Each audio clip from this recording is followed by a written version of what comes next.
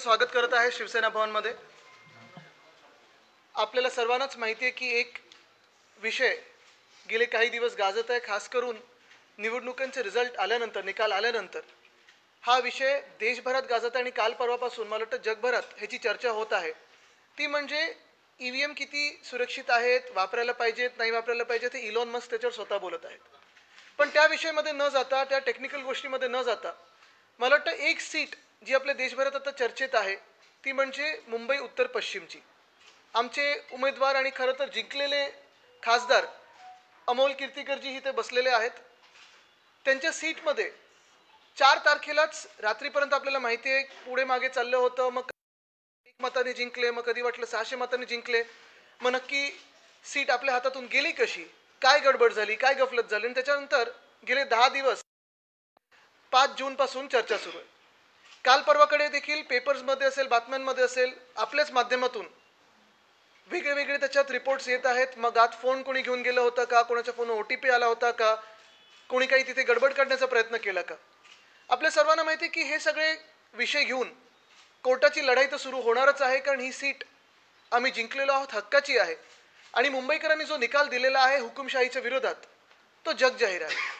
पण ह्याच्यात जी गडबड झाली आहे त्याच्यात काही टेक्निकल गोष्टी आम्ही आपल्या समोर मांडू इच्छितो।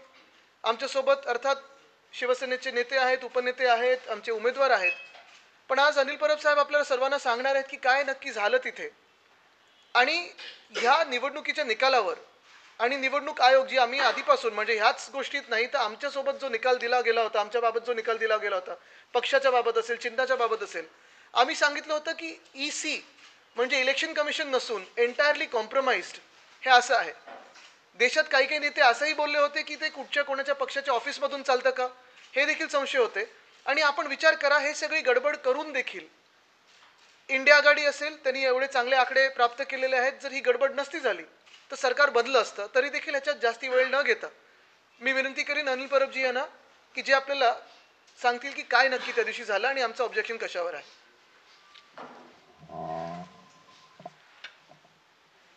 नमस्कार। आपण सगळ्यांना माहिती आहे की 4 जूनला जो निकाल लागला आणि त्यात शिवसेनेचे आमचे अधिकृत उमेदवार अमोल कीर्तीकर यांचा 48 मतांनी पराभव झाला।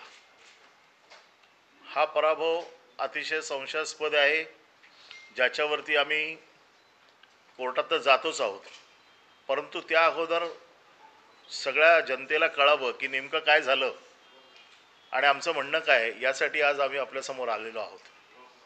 निवडणुकीची एक प्रक्रिया असते आणि ह्या प्रक्रियेद्वारे निवडणूक होत असते। ह्या निवडणुकीच्या प्रक्रियेला पूर्णपणे हरताळ फासलेला आहे। निवडणुकीची प्रक्रिया ही डावलली गेली आहे। 19व्या फेरीनंतर, विशेषतः 19व्या फेरीनंतर ज्या वेळेला निकाल अगदी जवळजवळ येत होते, अशा वेळेला निवडणुकीच्या निकालामधली जी पारदर्शकता आहे ही पूर्णपणे बंद झाली।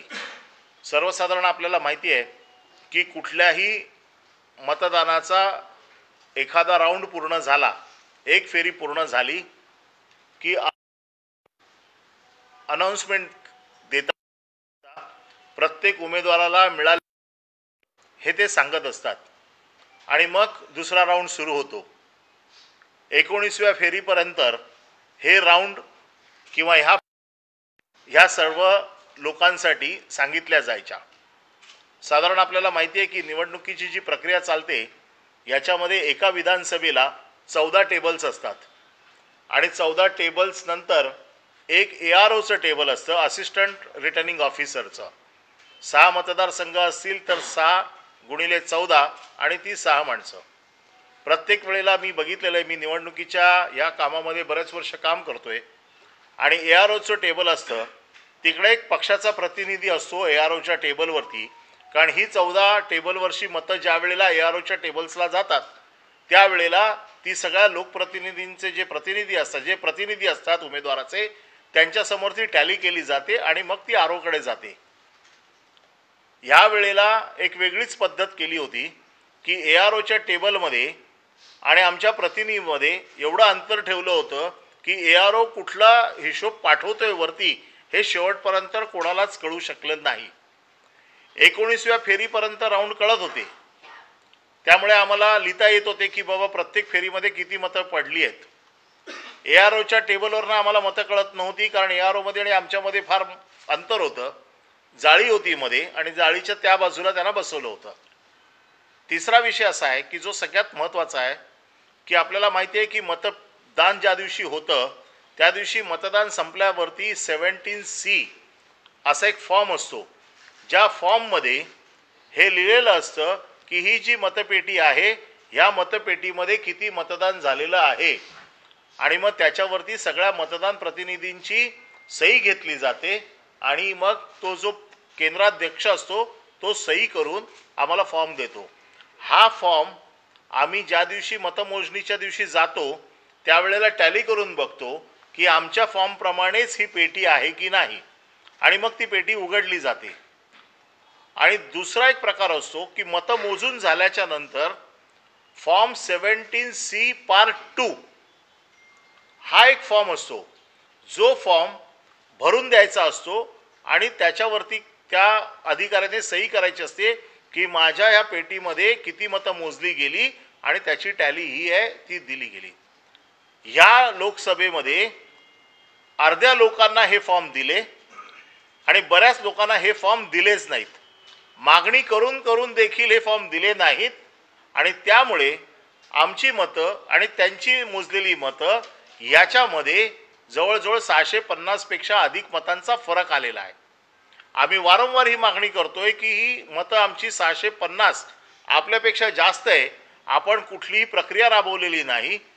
19व्या फेरीनंतर आपण जाहीर करायचं बंद केलं, ते सरळ 22-23व्या फेरीनंतर एकदम सगळे निकाल वाचले. त्याचबरोबर आम्ही जे फॉर्म 17C2 आपल्याकडे मागतोय ते देखील आपण नाकारलेले आहेत.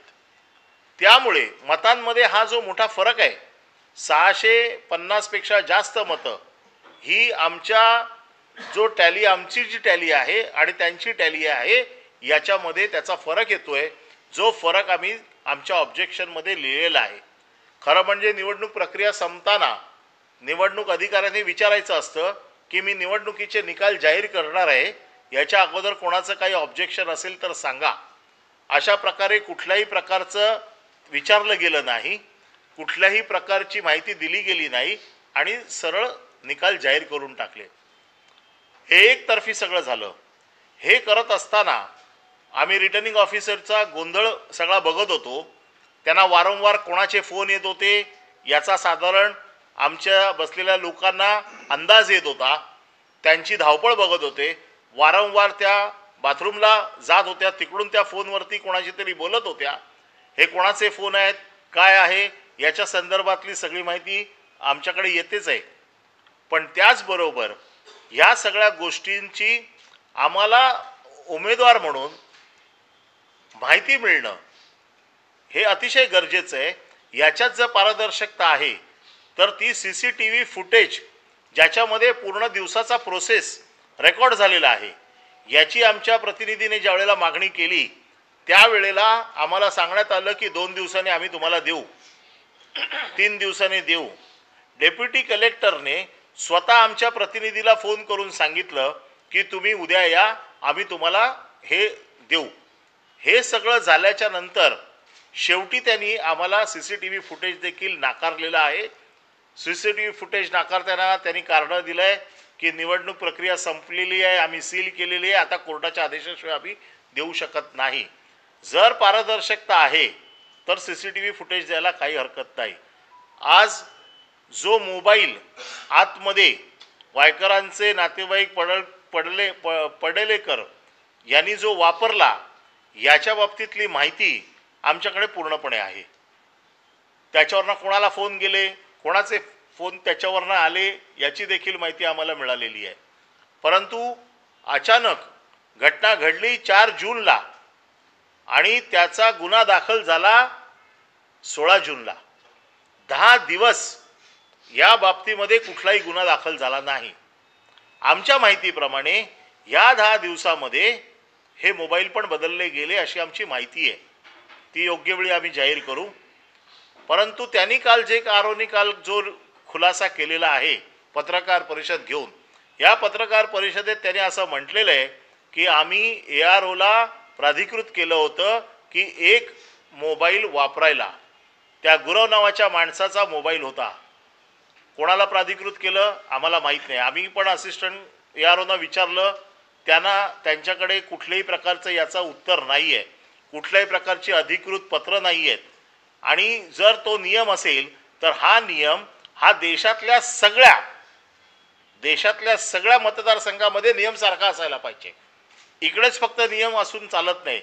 मोबाईल वापरायचा असेल तरी तो कोणी वापरायचा याचा नियम आहे. मग हा गुरव कोण आहे? आणि सगळ्यात महत्त्वाचं की त्यांनी काल असं सांगितलं की आम्हाला एनकोरला डाटा अपडेट करण्यासाठी आम्हाला OTP येतो. या OTP वरनं आम्ही तो डाटा अपडेट करतो.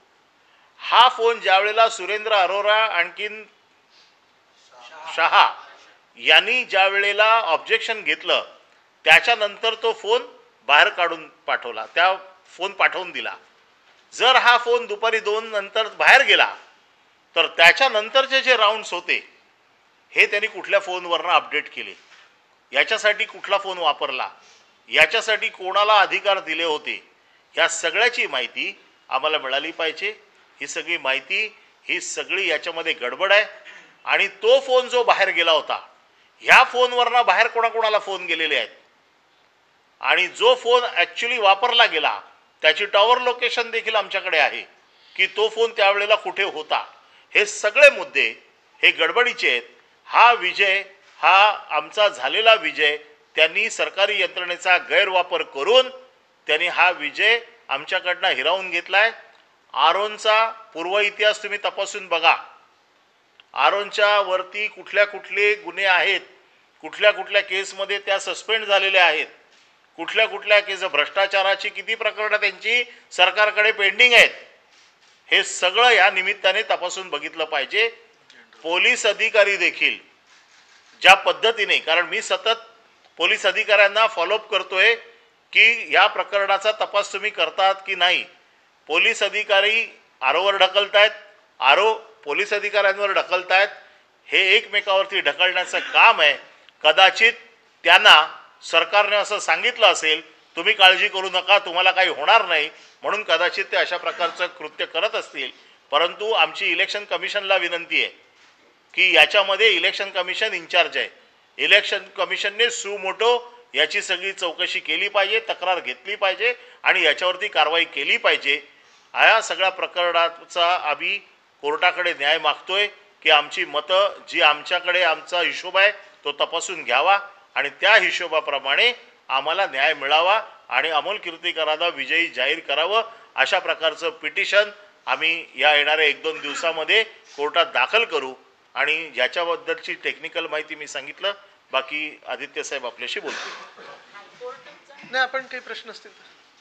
या संदर्भात काल त्यांनी म्हटलेलं आहे की जी तुम्ही ऑब्जेक्शन घेतलेलं आहे ते निवडणूक निकाल जाहीर केल्यानंतर म्हणजे 8 वाजून 4 मिनिटांनी घेतलं, असं काय झालेलं आहे का? त्याच्या अगोदर तुम्ही ऑब्जेक्शन घेतलं? आम्ही ज्या वेळेला त्यांनी निकालाची सिस्टीम अशी असते, ज्या वेळेला निकाल जाहीर करायचा असतो त्या अगोदर आरो नेहमी विचारतात की मी निकाल जाहीर करणार आहे, कोणाला काही ऑब्जेक्शन असेल तर घ्यावं.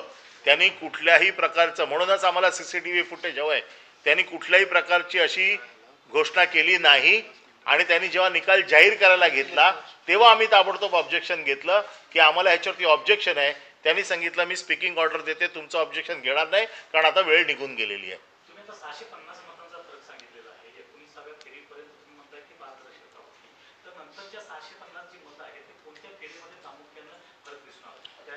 ही सांगतो का 619व्या फेरीनंतर त्यांनी कुठल्याही प्रकारची अनाउन्समेंटच केलेली नाहीये किंवा AROच्या टेबलवरना जो हिशोब मिळतो तो देखील आम्हाला मिळालेला नाहीये. तो जर टेबल मॅच झालं तर आम्हाला ऑब्जेक्शन घेण्याचा काही प्रश्नच नाहीये. पण हे कुठल्याही प्रकारचे AROच्या टेबलवर जिथे 15वा प्रतिनिधी असतो, या 15व्या प्रतिनिधीचं हे काम असतं की ARO म्हणजे सरकारचा जो माणूस जो 14 टेबलचा हिशोब करतो त्याच्याबरोबर बसून ती मतं मॅच करून घेणं आणि मग ती मतं आरोकडे पाठवणं. 650 वोटची जी डिफरन्स येतो तो म्हणजे तुमच्याकडे जे वोट ते जास्त काउंटेड आहेत असं? हो, आमच्याकडे जी मतं जी मोजली गेलेली आहेत ती 650 जास्त मतं आहेत त्याच्यापेक्षा. नाही पण ती कोणत्या फेरीमध्ये 650 अधिक आहे? आता ही 650 ही कुठल्या फेरीमध्ये कळणार नाही ना. ही ओव्हरऑल 19वी फेरी ते 23-24वी फेरी ह्याच्या मधला हा हिशोबाचा डिफरन्स आहे. नाही, 19व्या फेरीचा- तुम्ही म्हणताय ना की आम्हाला लवकरात लवकर निर्णय द्यावा, कारण का येणाऱ्या काळात विधानसभा आहे, एक टाइम पिरियड आपण ठेवलंय का? आम्ही कोर्टात टाइम पिरियड मागणार आहे, कारण ह्याची कोर्टाच्या देखरेखीसमोर जर ह्याच्या बाबतीतले निकाल झाले, ह्याच्यात काही ट्रायल चालायची गरज नाही. फेरमोजणी जरी झाली, कोर्टाने दिली आणि आमचे जे मुद्दे आहेत ते कोर्टाने ऐकून त्याच्यावर निर्णय दिला तर आम्हाला निर्णय लवकर अपेक्षित आहे. 19व्या फेरीपर्यंत जर पारदर्शकता होती, त्यानंतर जर त्याने अनाउन्समेंट करणं बंद केलं गेलं होतं, तर 19व्या पासून 24व्या फेरीपर्यंत त्यांना मतमोजणी करण्यासाठी तुमच्या प्रतिनिधींनी अलाव कसं केलं? त्याचवेळी आम्ही सतत ह्याच्या बाबतीत सांगत होतो, परंतु रेटून नेण्याचं काम हे आरोने केलेलं आहे. ज्या वेळेला आमचे प्रतिनिधी तिकडे ऑब्जेक्शन घेत होते त्यावेळेला ते सांगत होते की आता आमचं अजून टॅली झालेली नाही आहे, आता आमच्याकडे टॅली येते, आम्ही पुढच्या राऊंडला करू आणि प्रत्येक वेळेला हे पुढे जेव्हा सरकारी यंत्रणा त्यांच्या बरोबर आहे, मग हेच तर ऑब्जेक्शन आम्ही लिहून दिलंय त्यांना, आम्ही लेखी ऑब्जेक्शन दिलंय ना त्यांना. सीसीटीव्हीची मागणी तुम्ही ते प्रामुख्याने त्या ठिकाणी केली पण ती मिळत नाहीये, दबावात आहे असं वाटतं तुम्हाला? 100% दबावात आहे. सरकारी यंत्रणेचा गैरवापर पूर्णपणे केला जातोय. अन्यथा सीसीटीव्ही फुटेज द्यायला काहीच हरकत नाही. माझ्या निवडणुकीच्या नियमामध्ये असं आहे की मी जर दररोजच्या कार्यक्रमाचे जरी पैसे भरले तर मला दररोजच्या प्रचाराच्या सीसीटीव्हीचं फुटेज किंवा त्या कॅमेराचं जे शूटिंग होतं त्याचा देण्याचा आणि मला घेण्याचा अधिकार आहे कायदेशीर. त्यामुळे तो अधिकार आमचा कायदेशीर आहे. कुणाचा दबाव आहे का? इलेक्शन पिटिशन फाईल केलेलं आहे का? कुठल्या ग्राउंडवरती मिसकॉन्डक्ट आहे, ईव्हीएम हॅकिंगचं ग्राउंड आहे? आम्ही पीपल रिप्रेझेंटेशन ॲक्ट 51च्या अंडर हे इलेक्शन पिटिशन दाखल करत आहोत. त्याच्यामध्ये सरकारी यंत्रणेचा दुरुपयोग, करप्ट प्रॅक्टिसेस या सगळ्याचा जेवढे नियमामध्ये बसतंय ह्या सगळ्याचा उपयोग करून आम्ही हे पिटिशन दाखल करतोय. पहिल्यांदा असं कळलं होतं की कीर्तिकरांना विजयी घोषित करण्यात आलं सुरुवातीला, म्हणजे जे पत्रकार तिथे होते त्यांच्याकडनं जी माहिती मिळत होती त्यानुसार. नंतर वायकरांनी आक्षेप घेतला, पुन्हा रिकाउंटिंग झालं आणि त्यानंतर त्यांना विजयी घोषित करण्यात आलं. असा काही प्रकार घडलेला आहे का? नाही, यामध्ये 19व्या फेरीनंतरच गडबड सुरू झालेली आहे. ईव्हीएमचा निकाल लागला, शेवटी त्याच्यामध्ये 1 मताने अमोल कीर्तिकरांना विजयी केलं आणि पोस्टल बॅलेट्स हे सुरुवातीला मोजले जातात आणि सुरुवातीलाच अनाऊन्स केले जातात. याची अनाऊन्समेंट सुरुवातीला केली नाही, याची अनाऊन्समेंट शेवटच्या 26व्या राऊंडला केली, जी सुरुवातीच्याच राऊंडला करायला पाहिजे होती. मोजल्या ताबडतोब पोस्टल बॅलेट मोजायला पाहिजे होतं. मुळात एकच आहे. नाही, आता एकच महत्त्वाचा विषय आहे की आता आपल्याला जे अनिल परब साहेबांनी सांगितलं, साधारणपणे ज्या गोष्टी आपल्या समोर आणल्या, पूर्ण जी क्रोनॉलॉजी होती, काय काय होतं हे सांगितल्यानंतर आपल्या लक्षात सगळ्यांचं आलं असेल की इथे प्रोसेस जी होती कुठे ना कुठेतरी फ्रॉड झालेला आहे, जो आम्ही सगळ्यांच्या लक्षात आणून देऊ इच्छितो. आता ज्या बारकाईच्या गोष्टी आहेत सगळे काही आज आम्ही ओपन करू शकत नाही, कारण ते कोर्टासमोर पण येतील, इलेक्शन कमिशन समोर येतील, त्याच्यात आपल्याला कळतील. पण हे सगळं होत असताना आपल्यासमोर हेच आणायचं आहे की ही जी निवडणूक झाली आणि खास करून ह्या सीटची झाली, ही फ्री अँड फेअर होती का? मतमोजणीची जी प्रक्रिया होती ती फ्री अँड फेअर होती का? जी आपल्याला अपेक्षित आहे की देशात पारदर्शकपणे निवडणुका झाल्या पाहिजेत, मतमोजणी आहे पारदर्शकपणे झाली पाहिजे, लोकशाहीचा सण आपण याला मोजतो, हा सण तसा साजरा गेला का? आणि जे लोक जबाबदार असतात, जिम्मेदारी ज्यांच्यावर असते की ही प्रक्रिया पूर्णपणे पार पडल्यानंतर जे काही ऑब्जेक्शन सजेशन असतात ते ऐकून घेतल्यानंतर सगळ्यांना संतुष्ट करणं की ही निवडणूक फ्री अँड फेअर होती, प्रोसेस चांगली होती, नीट होती, हे त्यांच्याकडून झालंय का? ते न होता काल परवाकडे आपण बघतोय प्रेस नोट आता यायला सुरू झालेले आहेत, त्याच्यात पण काही काही गफलती आहेत, त्या देखील आम्ही तुमच्यासमोर उघड करणार आहोत. आजची ही प्रेस कॉन्फरन्स ही पहिली प्रेस कॉन्फरन्स होती, कारण इथपासून ही लढाई सुरू होत आहे.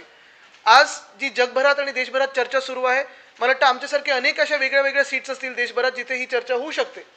पण हा जो भाजपाने विजय क्लेम केलेला आहे तो देखील 303 वरनं 240 वर आलेला आहे. काल पण मी सांगितलं की ही यंत्रणा जर त्यांच्या हातात नसते आणि खरोखर फ्री अँड फेअर इलेक्शन झाले असते तर 240 काय 40 देखील जागा भाजपाच्या या देशात आल्या नसत्या. आज आपण पाहतोय वातावरण सगळीकडे हेच आहे. रोष आहे लोकांचा. आणि आज पण आपण पाहतोय की हे सगळं सोडून परत विषय भलतीकडे नेला जातोय भाजपकडून. मग हे ते ह्यामुळे मतं मिळेल, त्यामुळे मतं मिळाली. मी एवढंच सांगेन की भाजपला ज्या काही सीट मिळालेल्या आहेत, मतं मिळालेली आहेत, ती ह्या यंत्रणेचा गैरवापर करून मिळालेल्या आहेत. आज ह्या प्रेस कॉन्फरन्समधून निवडणूक आयोगाने योग्य ती जी काही सूचना आहे ती घ्यावी, पुढची कारवाई करावी. अन्यथा आम्ही सगळे आहोतच आणि आम्ही जी काही लिगल कारवाई आहे त्याच्यावर पूर्णपणे पाठपुरावा करून हा विजय जिंकणार, म्हणजे हा विजय आम्ही हातात घेणार म्हणजे घेणार हे आपल्याला सांगतो.